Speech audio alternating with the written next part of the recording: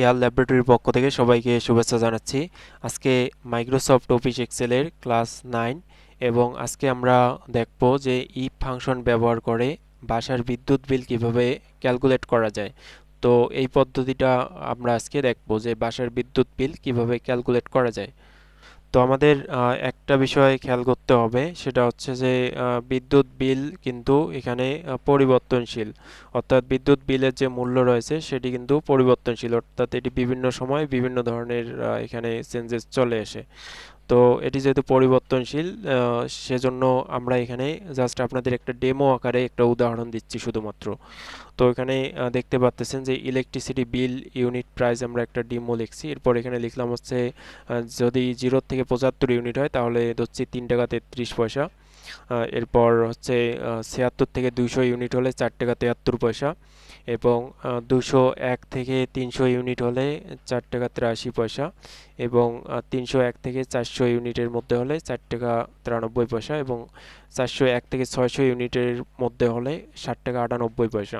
অর্থাৎ এখানে ইউনিট প্রতি এখানে আমরা একটা ডেমো আকারে আপনাদের একটা উদাহরণ দিলাম যে যদি 0 থেকে 75 ইউনিটের মধ্যে আপনার যদি বিদ্যুৎ ইউনিট উঠে থাকে, সেক্ষেত্রে আপনার এখানে প্রতি ইউনিট প্রতি আপনাদের দিতে হবে 3 টাকা 33 পয়সা করে দিতে হবে ইউনিট প্রতি।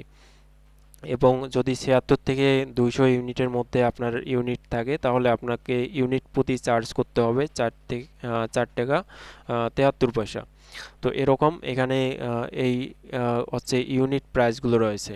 তো এই ইউনিট প্রাইসগুলো আমরা ইফ কন্ডিশনের মাধ্যমে সূত্র ইউজ করে আমরা মূলত এখানে ব্যবহার করব, এবং এভাবে মূলত আমরা এখানে সূত্রের মাধ্যমে এখানে ইলেকট্রিসিটি বিলটা আমরা এখানে নির্ণয় করব।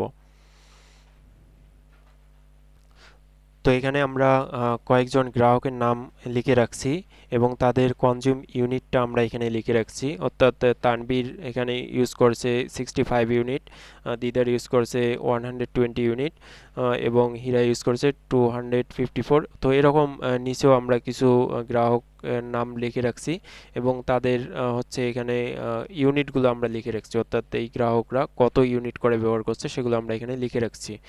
তো এরপর আমরা এখানে ইলেকট্রিসিটি বিল অ্যামাউন্টের যে সেলটি C6 সেল, সেই C6 সেলসে আমরা মূলত ইফ কন্ডিশন ব্যবহার করে সূত্রটা এখানে লিখছি। অর্থাৎ লিখলাম হচ্ছে ইকুয়াল টু ইফ, এরপর ফার্স্ট ব্র্যাকেট দিয়ে আমরা লিখলাম B6, অর্থাৎ B6 যে সেলটি রয়েছে এখানে B6 সেলের মধ্যে যেহেতু আমাদের হচ্ছে এখানে এখানে প্রথম যে কাস্টমার রয়েছে এনার হচ্ছে যে ইউনিটটা রয়েছে, এজন্য আমরা এখানে লিখে দিলাম হচ্ছে B6।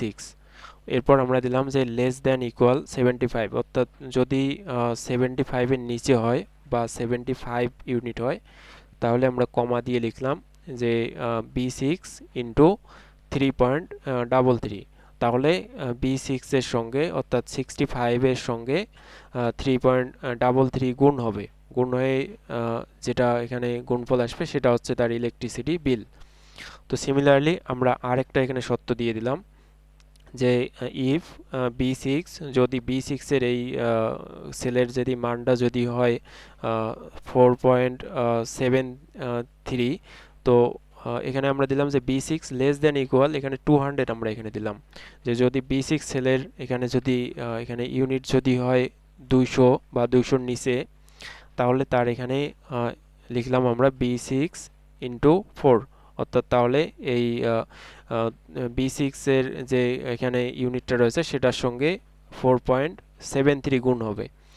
এরপর সিমিলারলি আমরা লিখলাম যে if B6 less than equal 300, যদি B6-এর ইউনিটটা যদি হয় 300-এর নিচে বা 300, তাহলে এখানে B6-এর যে সেলটি এখানে রয়েছে এই B6-এর এখানে ইউনিটের সঙ্গে 4.83 গুণ হবে। যেহেতু আমরা এখানে জানি যে যদি ইলেকট্রিসিটি বিল 300-র নিচে হয় বা এখানে 300 হয় তাহলে 4.83 এখানে ইউনিট প্রতি চার্জ করা হবে। তো সেজন্য আমরা এখানে হচ্ছে যে এটি লিখে রাখলাম। তো এরপর এখানে দেখতে পাচ্ছেন যে পরবর্তী আমরা যে শর্তগুলো লিখছি সেগুলোও কিন্তু সিমিলারলি লিখছি যে যদি 400 ইউনিট বা 400-র নিচে হয় তাহলে 4.93 টাকা করে চার্জ হবে ইউনিট প্রতি। এবং এরপর আমরা লিখলাম যে ইফ এবং B6 এর আমরা এখানে লেস দেন ইকুয়াল দিলাম এবং আমরা এখানে দিলাম 600, যে যদি 600 এর নিচে হয় বা 600 যদি হচ্ছে ইউনিট আসে কোনো গ্রাহকের, তাহলে তার সেলের সঙ্গে, অর্থাৎ সেই সেলটি যে এখানে রয়েছে, অর্থাৎ এখানে আমরা বোঝাচ্ছি এখানে B6 যে সেল, সেই B6 সেলের মধ্যে যে ইউনিটটা থাকবে সেই ইউনিটের সঙ্গে মূলত এখানে গুণ হবে 7.98 গুণ হবে। তো এভাবে আমরা মূলত এই সত্যটা এখানে লিখে দিলাম এবং সর্বশেষ আমরা এখানে যে ব্র্যাকেটগুলো শেষ করছি সেই ব্র্যাকেটগুলো আমরা এখানে মূলত 5টা ব্র্যাকেট দিয়েছি, অর্থাৎ আমাদের এখানে 5বার আমরা ইফ লিখছি, এজন্য আমরা এখানে 5টা ব্র্যাকেট ক্লোজ করে দিয়েছি, ফার্স্ট ব্র্যাকেট 5টা ক্লোজ করে দিলাম। এবং সূত্রটা আপনারা যদি একটু ভালোভাবে লক্ষ্য করেন, দেখেন এখানে তেমন জটিল কিছু না, সিম্পল একটা বিষয় যে আমরা ইকুয়াল টু সাইন দেওয়ার পরে ইফ, এরপর ফার্স্ট ব্র্যাকেট দিয়ে আমরা লেস দেন ইকুয়াল দিয়ে নেব, এরপর 75 দিয়ে নেব, যেহেতু 75 ইউনিট সর্বনিম্ন দেওয়া রয়েছে 0 থেকে 75, এবং এরপর B6 ইন্টু আমরা 3.33 এটা দিয়ে দিলাম। যদি ইউনিট হয় 0 থেকে 75 পর্যন্ত, তাহলে তার ইউনিটের সঙ্গে এখানে 3.33 গুণ হয়ে যে মানটা আসবে সেটা হচ্ছে তার ইলেকট্রিসিটি বিল। তো এটা আমরা এভাবে নির্ণয় করব। তো প্রতিটা সত্ত্বে আমরা এভাবে মূলত কমা দিয়ে সেপারেট করছি এবং প্রতিবার আমরা ইফ লিখে ইউনিট এবং সেই অনুযায়ী যে চার্জটা হবে সেই চার্জের সঙ্গে আমরা মূলত কনজিউম ইউনিটকে গুণ করে দিয়েছি। তো আমরা এখন যদি ফিল হ্যান্ডেলটা যদি নিচের দিকে ড্রাগ করাই, তাহলে কিন্তু আমরা এখানে প্রত্যেকের কিন্তু ইউনিট অনুযায়ী আমরা কিন্তু এখানে বিলগুলো কিন্তু এখানে পেয়ে যাচ্ছি। তো এখানে দেখতে পাচ্ছেন যে 725 যেটা রয়েছে সেটা ফলস দেখাচ্ছে, কারণ আমরা এখানে 725 কিন্তু এখানে সূত্রের মধ্যে অ্যাসাইন করি নাই। তো আমাদের এখানে দিতে হবে হচ্ছে, আমরা এখানে দিয়ে দেব 60 দিয়ে দেই, অর্থাৎ 60 দিয়ে দেই বা 600 যদি দিয়ে দেই, 600 দিয়ে দিলে এখানে দেখতে পাচ্ছেন এখন কিন্তু আমাদের ফলস লেখাটি কিন্তু এখান থেকে উঠে গেছে। তো একটা বিদ্যুৎ বিলের আরও অন্যান্য বিষয়গুলো থাকে, যেমন ট্যাক্স থাকে এবং মিটার ভাড়া থাকে অন্যান্য। তো সেগুলো এখানে আমরা যদি যোগ করে দিই, সেক্ষেত্রে আমরা অ্যাভারেজ ইলেকট্রিসিটি বিল খরচ সেটা কিন্তু আমরা এখান থেকে পেয়ে যাব। তো আপনাদের এখানে একটা ধারণা দিলাম, সেটা হচ্ছে যে আমাদের ইউনিট যদি এরকম হয় এবং ইউনিট প্রতি চার্জ যদি এরকম হয়, তাহলে আমরা কিভাবে ইলেকট্রিসিটি বিলটা বের করতে পারবো। তো সেই সম্পর্কে আপনাদের মূলত একটা ধারণা দেওয়া হলো, বেসিক ধারণা। তো এখানে আপনারা যদি একটু অ্যানালিসিস করেন এবং আপনারা যদি প্র্যাকটিস করেন এবং এর থেকে আপনারা ভালো কিছু বের করতে পারবেন যদি একটু অ্যানালিসিস করেন।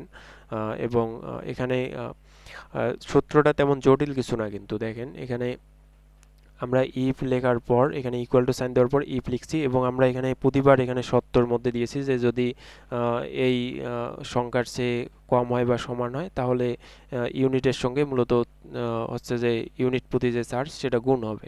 তো এইভাবে আমরা প্রতিটা সত্য এখানে দিয়ে দিয়েছি।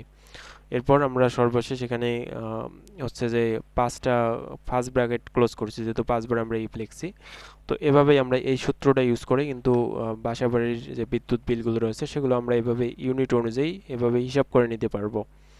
তো আপনারা প্র্যাকটিস করুন এবং হচ্ছে যে এয়ার ল্যাবরেটরি চ্যানেলের সঙ্গে থাকুন এবং চ্যানেলটি সাবস্ক্রাইব করুন এবং পাশে থাকা বেল আইকনে ক্লিক করুন, এতে করে আপনারা নতুন নতুন ভিডিওর নোটিফিকেশন পেয়ে যাবেন।